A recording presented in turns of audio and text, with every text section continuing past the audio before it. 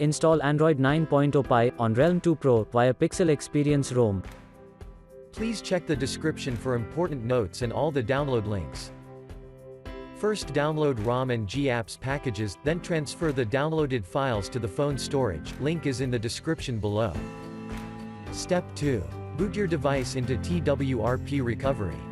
Once in TWRP, click on Wipe, Advanced Wipe, and select the check boxes, as shown in the image, excluding internal storage.